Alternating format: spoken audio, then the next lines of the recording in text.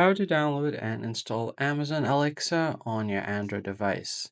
Amazon Alexa is a virtual voice assistant developed by Amazon. It's designed to interact with users through voice commands.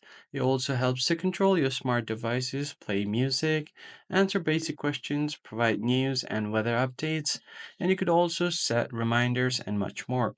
You can download the application here by searching on the Play Store. Go to your Play Store and then simply search for Alexa, and you'll see the Amazon Alexa right up top.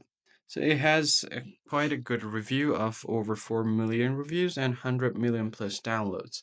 Some of its key features are it can run voice control for smart homes, music streaming services from services like Amazon Music, Spotify, and even Apple Music.